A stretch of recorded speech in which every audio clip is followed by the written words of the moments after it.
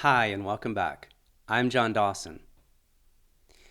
There's a particular kind of stress that doesn't feel dramatic while you're living inside it. It doesn't announce itself as burnout. It doesn't look like a breakdown. It simply becomes the background hum of your life. And because it is constant, you stop hearing it. For most of my professional years, especially during our time in Los Angeles, I would have told you that I thrived under pressure. I believe that sincerely. The pace of the tech world was fast, competitive, and intellectually exhilarating. We were building products that mattered. Teams were moving quickly, expectations were high. I found it invigorating. Stress in that environment didn't feel like danger. It felt like forward motion. But here's what forward motion looked like in my body. I ground my teeth during intense seasons. I know, because my dentist pointed that out to me. My sleep would compress into short, fragmented cycles. There were periods of heart palpitations. Then there was the long hours sitting in traffic. Then long hours sitting in front of a monitor. Sitting became the new smoking, even though I was never a smoker. Monthly business travel, layered on top of that. 4 young kids at home. Multiple teams to manage, a side business, and dozens of concurrent projects. But none of that registered as unhealthy. It registered as productive. The amazing thing is the human body is remarkably adaptive. Under chronic stress, your nervous system shifts into a heightened state of activation. Your body starts releasing stress hormones like cortisol and adrenaline more often than it was designed to do. Heart rate stays slightly elevated. Muscles remain subtly contracted. Sleep becomes lighter. You feel alert. You feel ready. You feel engaged. And because everyone around you is operating at the same speed, it just feels normal. And what I didn't understand at the time is that adaptation is not the same thing as resilience. Adaptation simply means your body learns to survive the environment it is given. It does not mean that environment is neutral. When we eventually moved from Los Angeles to Buda, Texas, something began to change. Buda, if you may know, is a small, cozy town just south of Austin. Just a quaint little central Texas town as a formal train stop. On the water tower there, it says, "Breathe easy here." At the time, I thought it was quaint marketing, but later, I realized it was almost prophetic. In the first year after stepping away from full-time work, the shift in my body was gradual, almost imperceptible.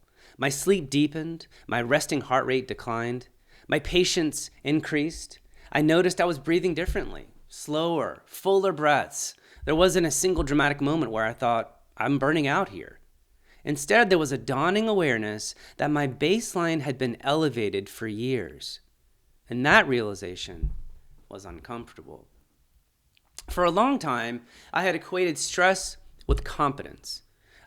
If I was overwhelmed, that meant I was operating at capacity. If I was juggling 10 variables at once, that meant I was essential. In high-performance environments, calm looked like complacency. So I normalized the tension. But looking back, I think many high achievers do this. We treat chronic activation as a badge of honor. We assume that if we're not stretched thin, we're not maximizing our potential. The problem is that our nervous system was never designed to remain in fight or flight mode indefinitely. It was designed for short bursts, to escape a threat, to solve an urgent problem, and then to return to baseline.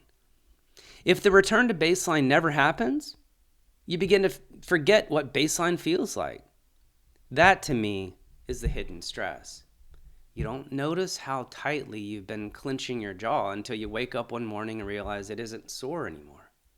You don't notice how shallow your breathing has been until you take a slow walk on a weekday afternoon and feel your chest expand fully. You don't notice how reactive you've been until you find yourself in a tense conversation and feel steady. Retirement for me was not just a financial shift. It was a physiological recalibration. The absence of constant urgency revealed how much urgency had been there.